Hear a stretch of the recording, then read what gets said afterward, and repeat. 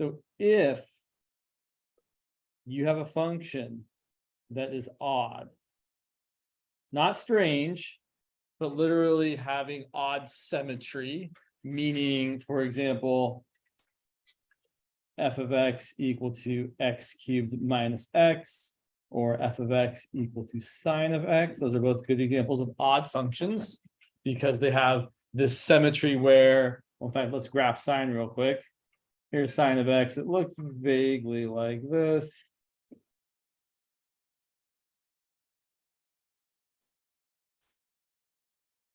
It has what is called either odd or rotational symmetry, meaning if you rotate it 180 degrees around the origin, it looks the same. Or you could flip it twice, flip it across the y-axis, flip it across the x-axis, it looks the same.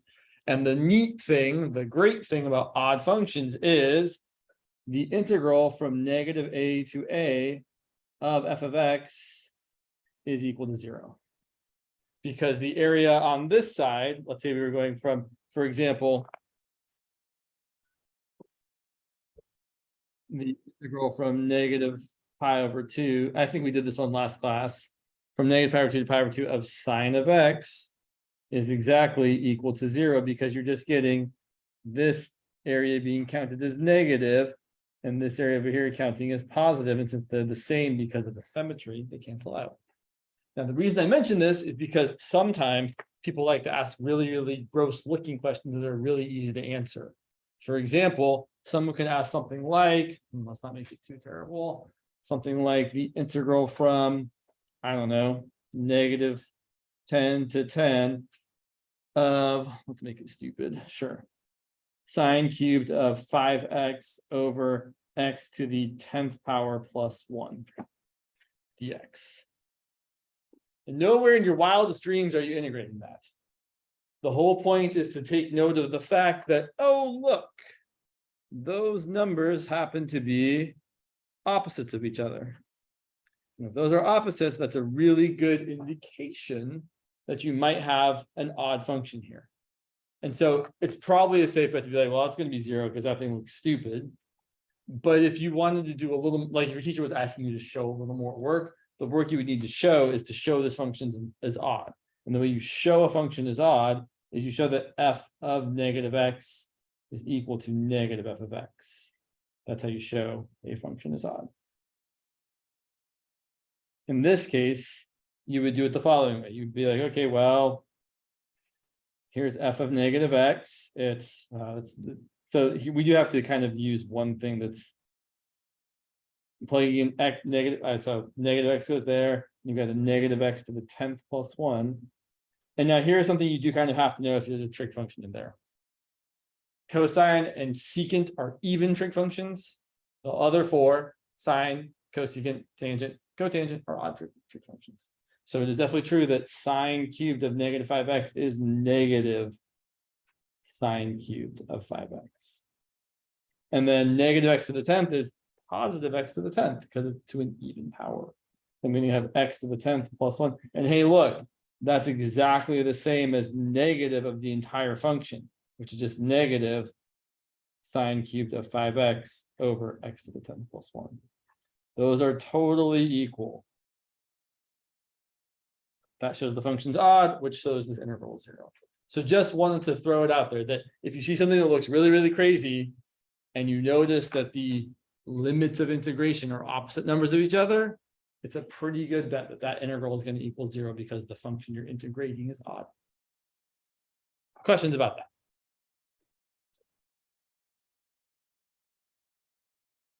It probably won't look this stupid, but like there might be. I think I was looking at your exam and saw 1 or 2 questions like their practice exams. I saw 1 or 2 like that. So something to be aware of. So let me ask you all. First, are there any questions you have from either of the homeworks that are due today? Right, they're due today, 8.5.3 and 5.4. Let me go in the back first, and then over here. I agree, yeah.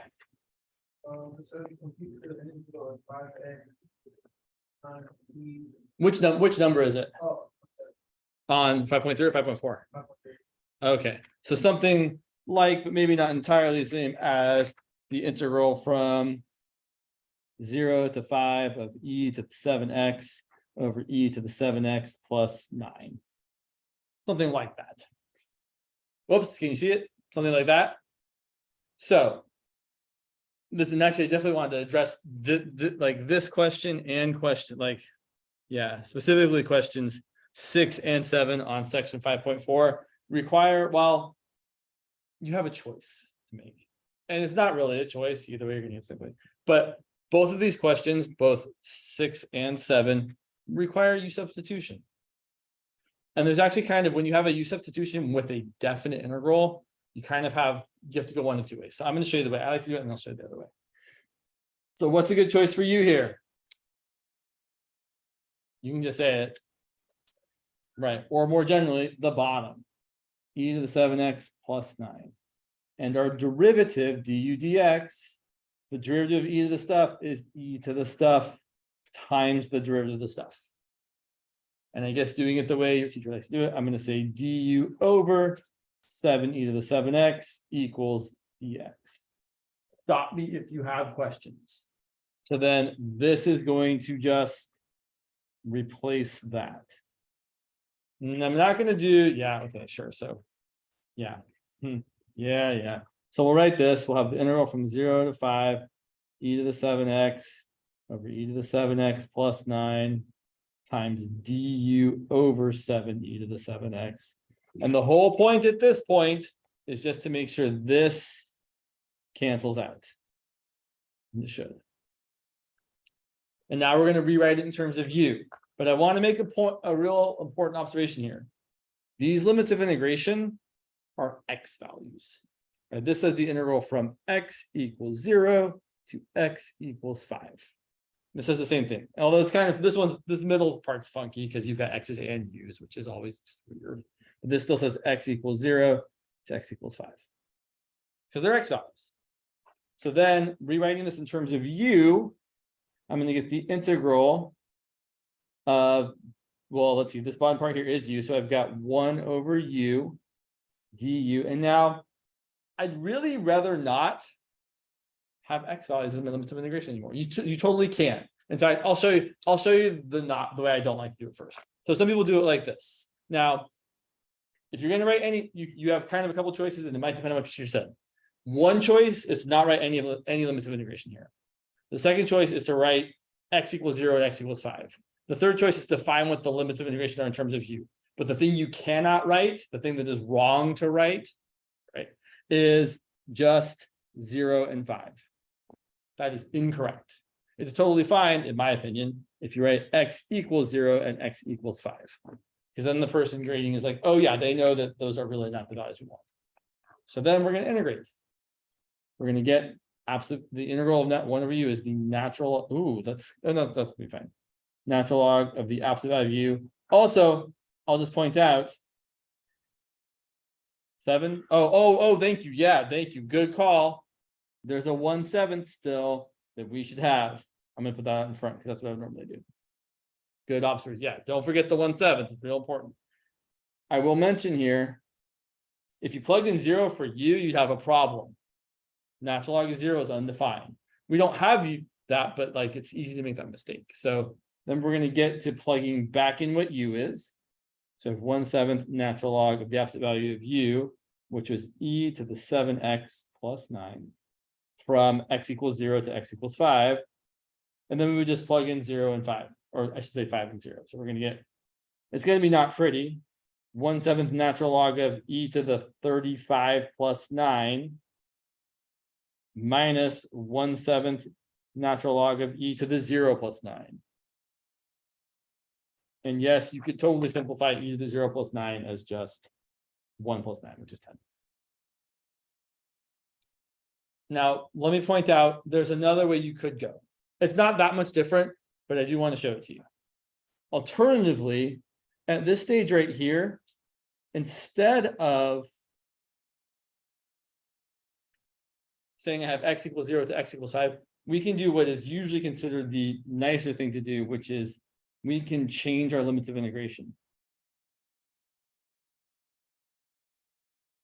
And depending on the problem, sometimes it's really gross, sometimes it's not that gross. So all I'm going to do is I'm going to take my equation for u equal to e to the 7x plus 9 and change my x values into the corresponding u values. So using this, if x equals 0, we're going to get u equal to e to the 0 plus 9, which is 1 plus 9, which is 10. And okay, if x equals 5, it's not going to be very nice, but fine. U is going to equal e to the 7 times 5 plus 9, which is e to the 35 plus 9. So then your new limits of integration, your u values are u equals 10 to u equals e to the 35 plus 9. Here's what's nice about doing it this way. After you do the integration, you don't have to change it back to the variable x. So if you're doing a u-sub for a definite integral, if you change your limits of integration to your new variable, you can just plug those in after you've done the integration. So let's see what I mean.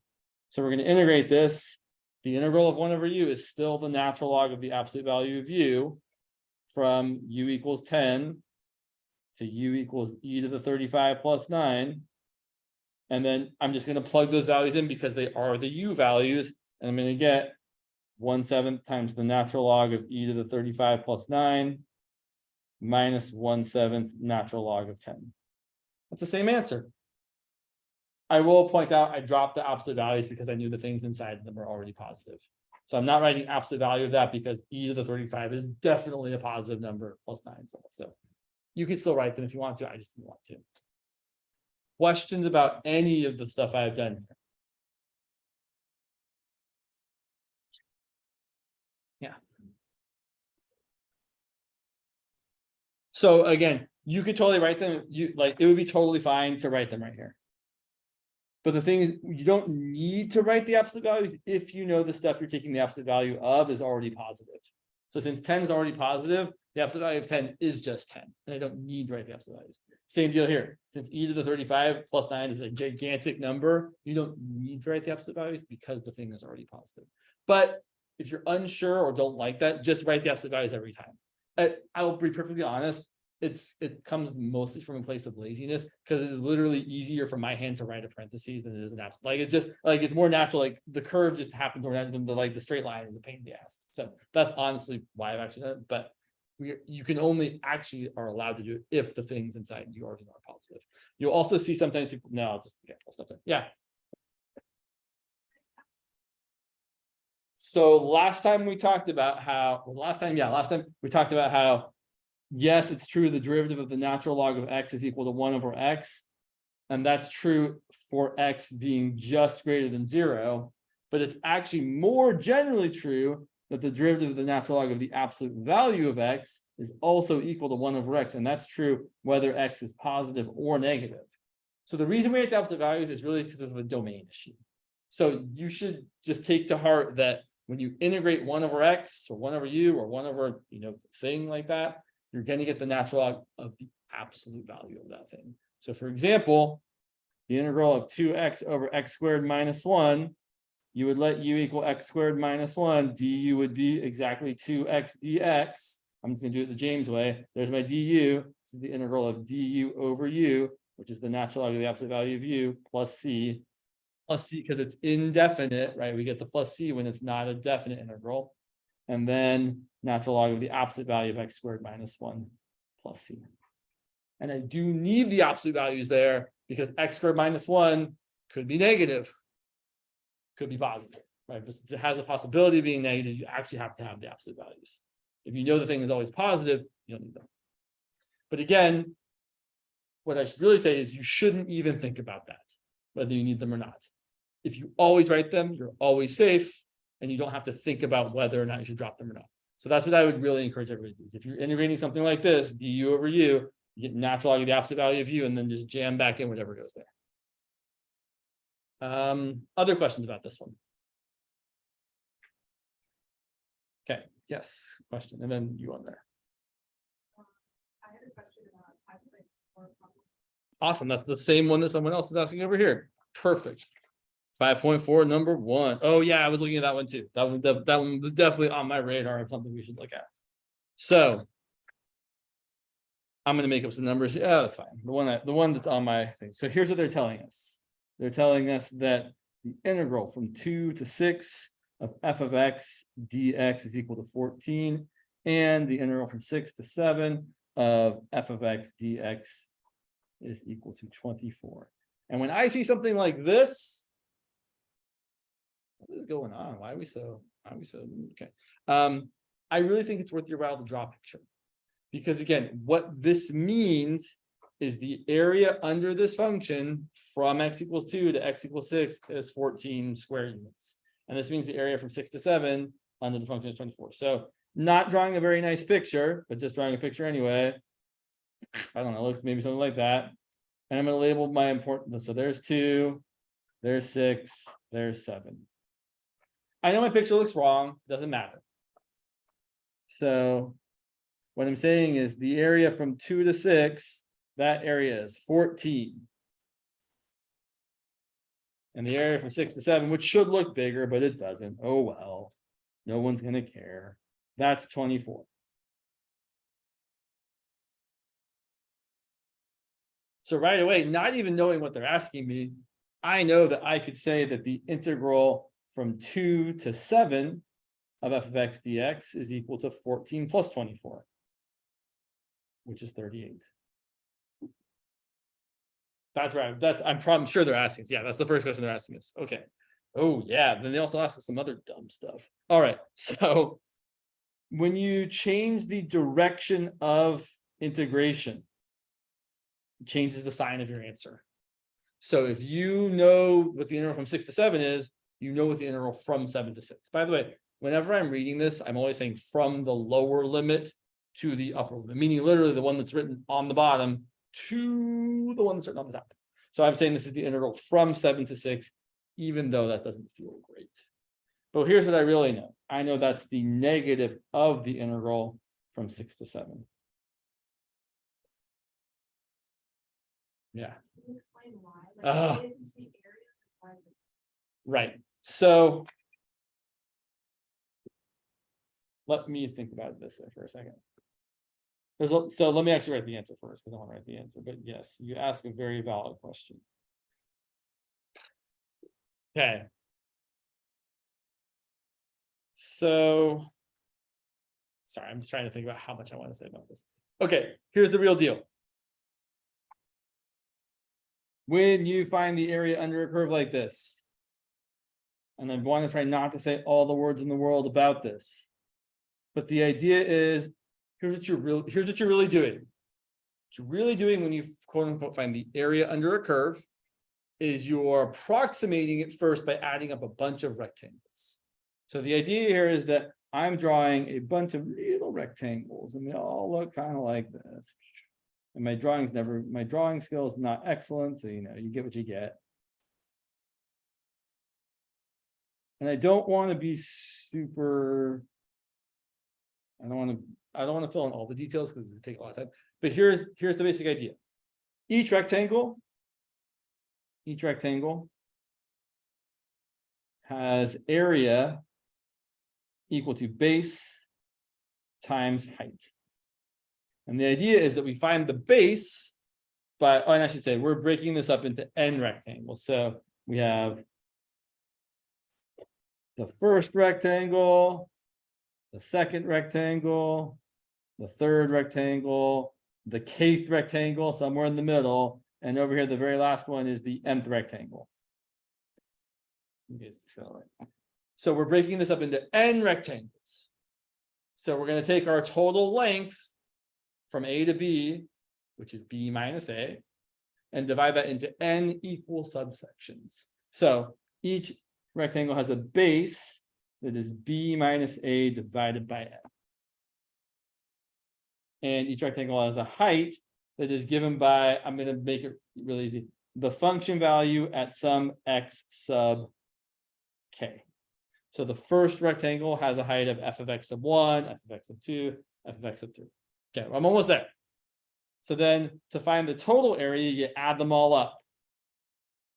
So it's equal to the height of the first one times the base of the first one, and the height of the second one times the base of the second one, and so on and so on and so on, all the way up to the very last one.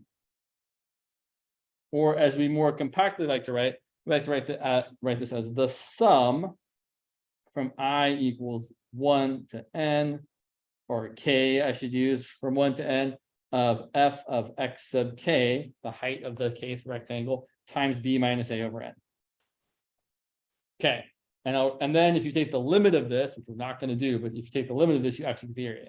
So the actual area is equal to the limit as the number of rectangles goes to infinity of the sum from k equals 1 to n of f of x sub k times b minus a over n. And that is the integral, or area under the curve, from a to b of f of x dx. Okay, so now, this might be a bit much. I would say don't sweat this too much. But here's where we get what we want. If I switch the order of a and b, switch the order of a and b here. So the integral from b to a is the exact same calculation, except it's the limit as of f of x from as n goes to infinity of the sum from k equals 1 to n of a minus b over n times f of x sub k. So I'm just doing the same exact calculation, except I'm doing a minus b every time instead of b minus a. And if b minus a is positive, then a minus b has to be negative. So it's kind of funky. It's kind of weird. But basically, if you integrate in the wrong order, essentially from right to left instead from left to right, you get the negative of what you would have gotten. It's not lovely, but it needs to be that way so that the things work out the way they need to work out. Yeah. So, yeah. What I'll also say about this is, no, I won't say that. So that's why. And I don't want to get too much more into it because we got other things to say. So I'll just point out one other thing from this problem is the integral from 6 to 6. Well, how much base do I have? 0. If you start and end at the same spot, your integral is 0. Because you didn't get, right? You started at 6 and then you ended at 6. You don't have any area to get because you're starting here and ending there. There's your shape that you're trying to find the area of. It's a 2-dimensional shape, or sorry, it's a 1-dimensional shape, right? It doesn't have any area. All it's got is length or height or whatever. And then the last couple in there, you're just taking constant multiples. So like, for example, if you wanted to find the integral of 2 f of x dx from 2 to 6, all you want to do is pull out the 2. So that's just going to equal 2 times the integral from 2 to 6 of f of x dx. So I think that kind of shows how the rest of those problems could work. Someone else asked the following. How do we find the derivative of 5x plus 1 to the 3x? So that's definitely one of the practice midterm questions. Ooh, let me actually, before I get to that one, let me go back and ask, are there any other questions from the homework that we should look at? Yeah. 5.3 number 7. 5.3 number 7. I was okay. 7 both times. All right. Take a look. Okay. So let me ask you all. I was going to integrate something like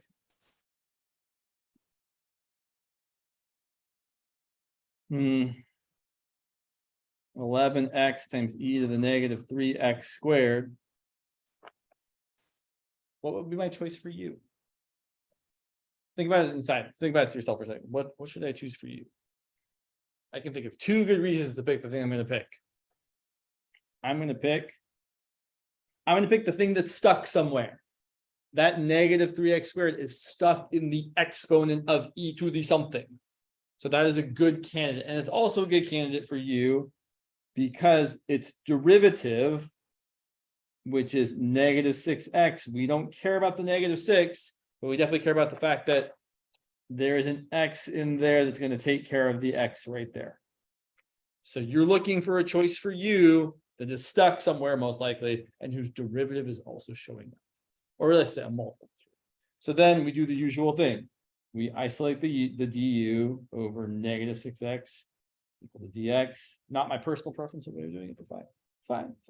And then we jam that into your integral. And I really do recommend just replacing the dx with what it's equal to first. So replace the dx. Get integral of 11x e to the negative 3x squared times du over negative 6x, and then cancel out that x. It should cancel if you've made the right kind of choice for your u. That x and that x cancel out. And now rewrite it in terms of u. Now get the rest of the u's. Get the rest into u. I don't know. There's a better way to say that. So I'm going to have 11 over negative 6 coming out in front, or negative 11 over 6. And then I have e to the u. And the great thing about e to the u is the integral of e to the u is e to the u. The derivative of e to the u is also e to the u, right? It's kind of the best thing ever. So we're going to get negative 11/6 e to the u plus a constant. And then we're going to go ahead and replace u with what it was actually equal to. Because in an indefinite integral, aka an antiderivative, where you don't have any limits of integration, your function at the end has to be with the same variable that you started with. Since their function started with x's, it's got to end with x's. So we're going to have negative 11/6 e to the negative 3x squared plus c. That would be our answer. This was number 7, 5.3. Or similar to.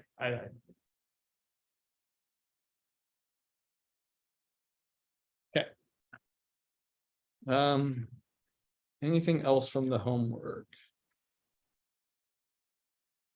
Not. Yeah. Yeah, sure. So. Yes. Interesting. Okay, they did ask us to do this. I got it. Well, actually, yeah, I'll say something. So number 2 from 5.4, mine says find the area under, or I should say area bounded above by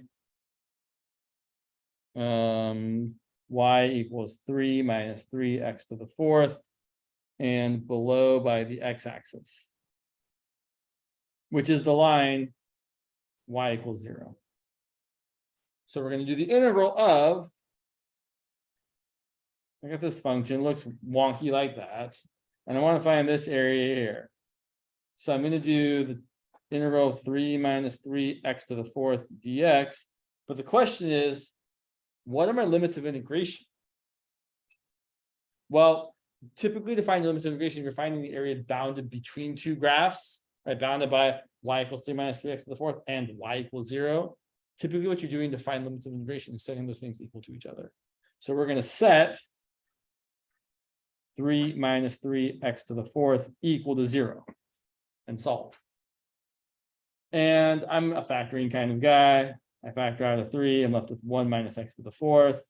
That factors as 3 times 1 minus x squared times 1 plus x squared. And that factors as 3 times 1 minus x times 1 plus x times 1 plus x squared. You could also just probably make it easier and say 1 equals x to the 4th. So x is plus or minus 1. Might have been an easier way to go. But those are our limits of integration.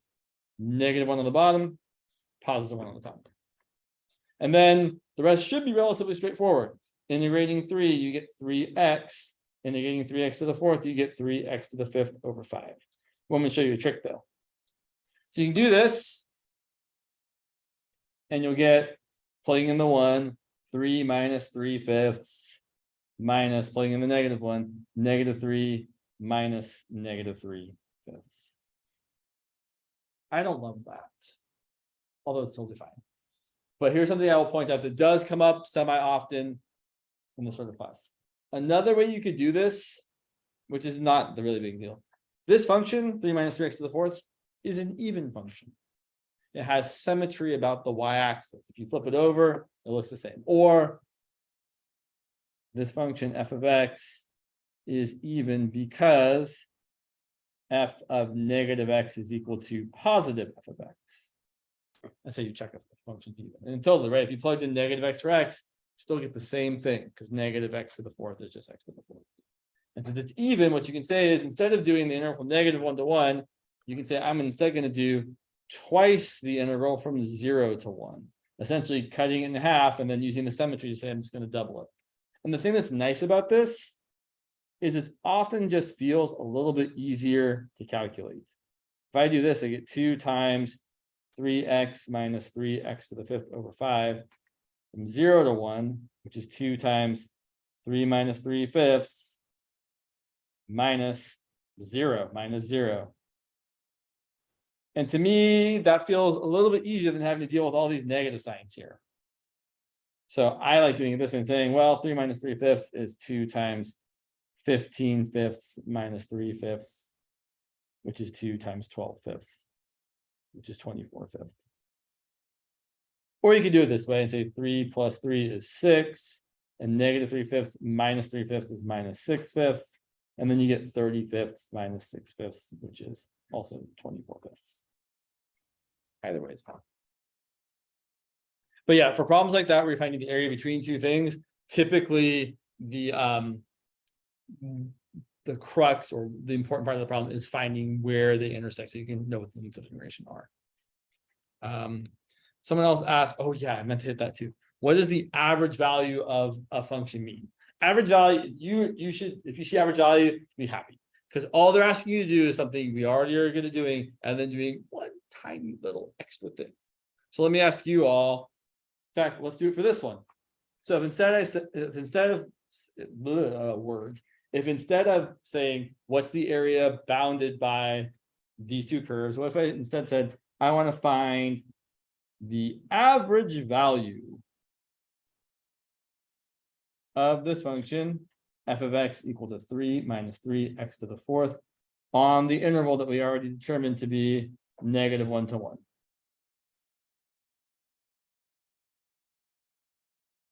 Average value is not terrible at all. All you're going to do is the following. So average value is going to equal the integral from -1 to 1 of your function divided by the length of the interval. In this case, 2.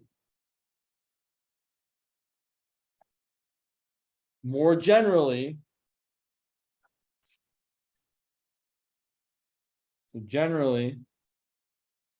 the average value, or the average height, as I also think of it as, of a function on an interval is just the integral on that interval of that function, and then you divide by the length of the interval. So really, if you know how to integrate, it's just like a tiny little extra step where you divide by 3 or 5 or however long the interval is from point A to point B. The idea is basically you're taking all the area under the curve and you're saying, if you shook all that area up so that it was at the same height, but still with the same bounds, what would that height be? I kind of like to think of it as like an ant farm. You guys know what an ant farm is? Yeah, maybe. Back in the day, when I was a young person that had an ant farm, you like would take a little, like I had like this green plastic thing, like between two pieces of plastic, and you would put these white rocks in it and be all kind of like this. Like it would look kind of like, something like this. And then you would have ants like crawling through it, making little tunnels, and they eventually die. But the thing I'm trying to say is, if you took, so if this is my function here, not important. If you took that ant farm and shook it up so that it was perfectly level, the area doesn't change, right? All the area is still the same. But if you make it so it's perfectly level, that is your average value or your average height of your function. And so the way you're getting the average height, well, here's my base. My base is b minus a, right? I'm going from A to B. So what I'm saying is the average value, which is the height, times the base, that's going to give you the area of the rectangle. But the area of the rectangle should be the same as the area of the not shaken up thing. So that's totally equal to the area under the curve. And then you can see that, oh yeah, if I just divide both sides by b minus a, I'm left with the average value equal to the interval divided by b minus a. So that's how you calculate average value. It's just the area under the curve divided by the length.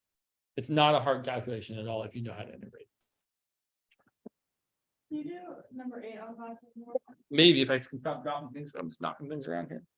Just like that. Sure. Number 8 on 5.4. Sure. So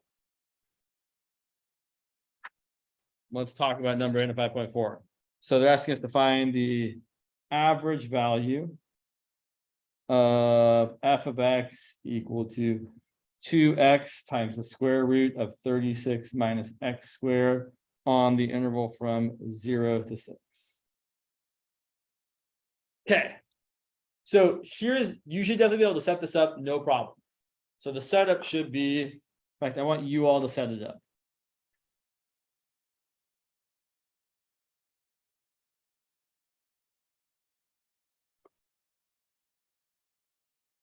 I'll give you 30 seconds.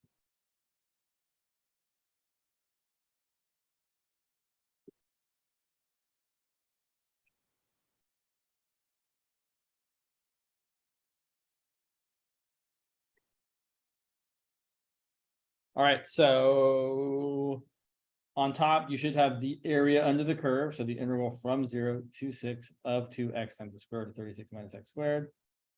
And on the bottom, you're just going to have 6 minus 0.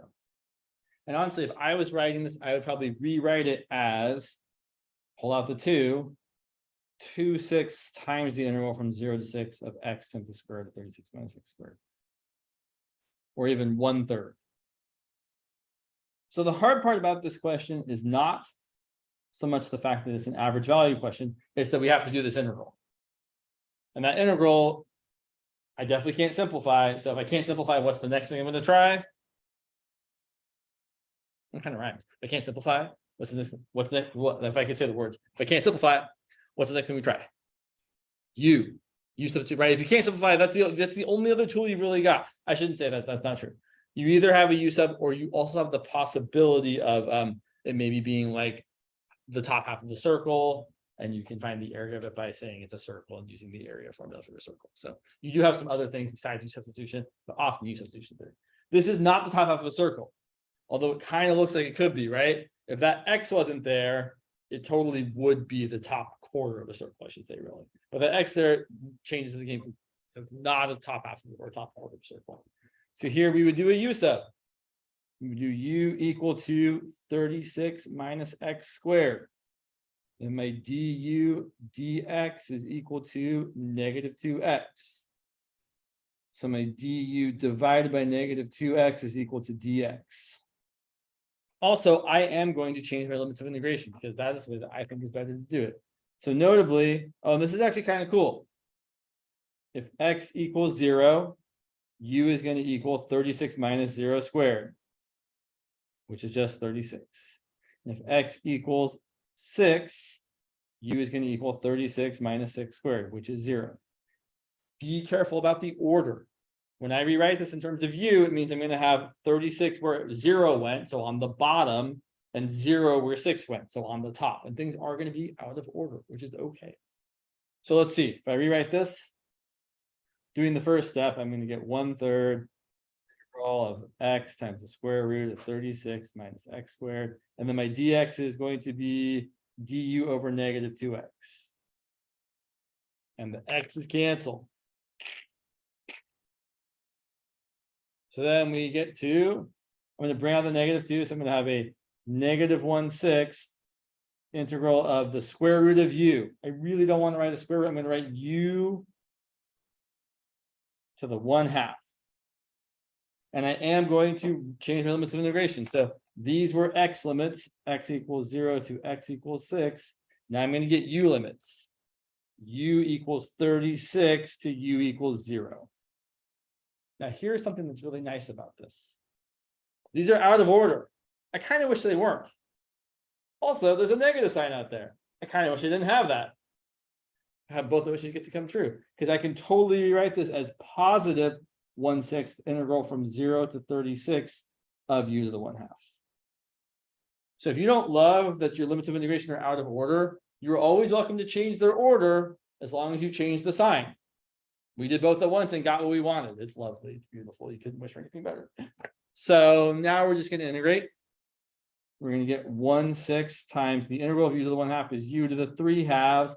And instead of dividing by 3/2, we multiply by 2/3. From 0 to 36. 36 was kind of a big number to pick. Oh, well. So then simplifying this fraction, 2 over 18 is 1/9. And I'm just going to plug in 36. I'm going to get 36 to the 3/2 minus 0 to the 3/2. So this ends up being 1/9 times 36 to the 3/2. Which you totally could simplify as 1/9 times 216, but I don't think you need to. But you can totally take, right, 36 to the 3/2 is the square root of 36, which is 6. and then to the third power, and 6 to the third is 216.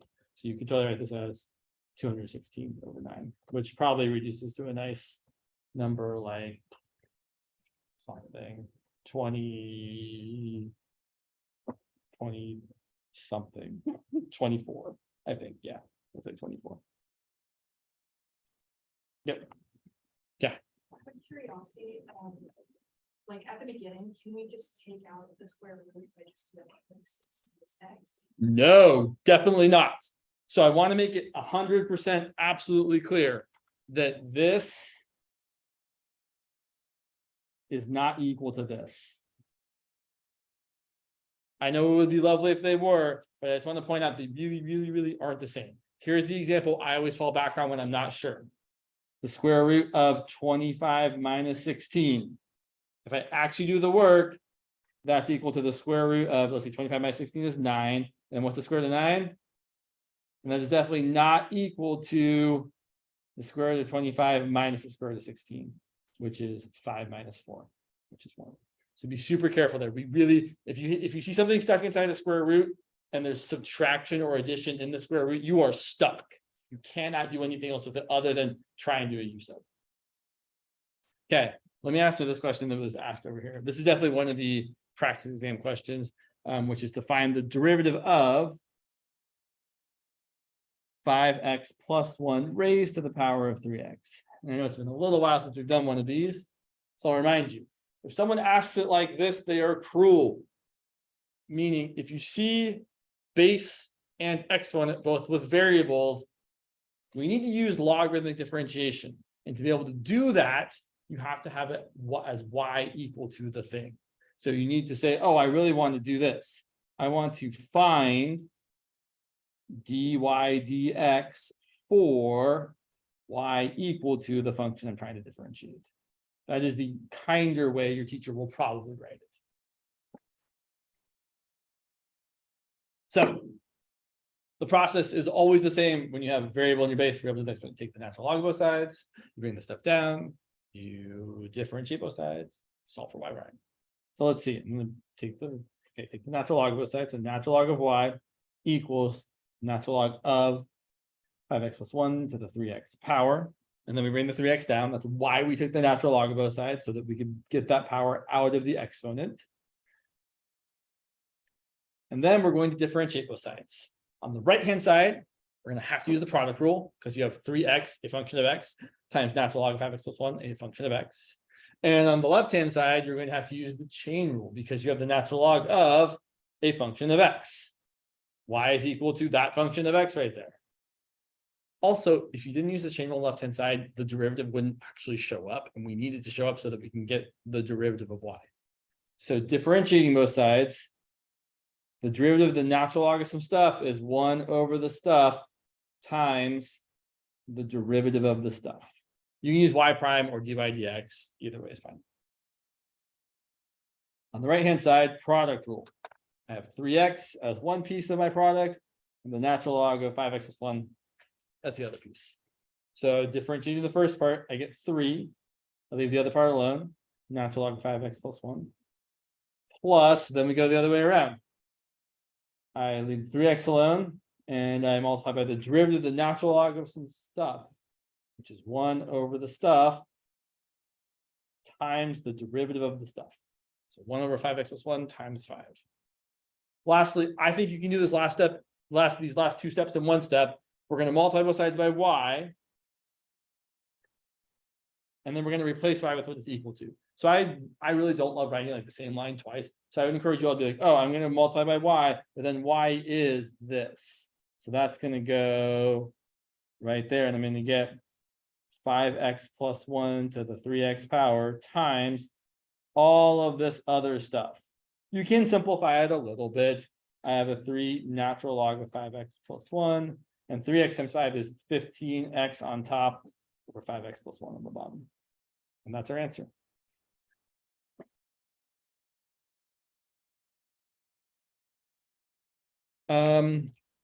Something I saw on a lot of the practice exams actually was the following sort of question. Yeah, let me ask it that way. Sorry, I know I'm a little bit faster, but I definitely want everyone to see it. So I've seen the question like, is the integral of, I don't know, 2x cosine of x dx equal to x squared times sine of x? True or false? Or maybe actually show it's true or false. So if someone ever asks you, is an integral equal to a thing? They are not asking you to integrate anything. Whenever, right? If ever someone asks you, is this thing true?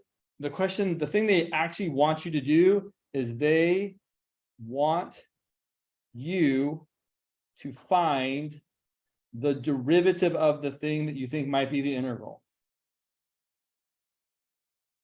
That's your job. If you ever see a question that says, is this integral equal to this thing? Take the derivative of the thing. And if it gets you back the thing you were integrating, great. In this case, we're not going to get that. If you take the derivative of this, you have to use the product rule. And that's going to tell us that we're going to get 2x times sine of x plus x squared times the derivative of sine is cosine. And that is definitely not equal to 2x times cosine of x. So no, it is false. They are not equal to each other. On the other hand, just for the other side of things, sure. Is the integral of x e to the x dx equal to x e to the x, whoops, wow, x e to the x minus e to the x plus c? I have to ask myself this. Yeah, so let's check. So again, the way you check is by differentiating that stuff over there. So take the derivative of x e to the x minus e to the x plus c. Got to use the product rule for the first part. We get 1 times e to the x plus x times the derivative of e to the x is e to the x minus the derivative of e to the x is e to the x plus 0. And oh, look, the e to the x and the minus e to the x subtract to 0, and I'm left with x e to the x. So yes, they're equal. So that's how you check if someone says, is this integral equal to this other thing? You take the derivative of the other thing and ask yourself, do you get back to the integral you're trying to take?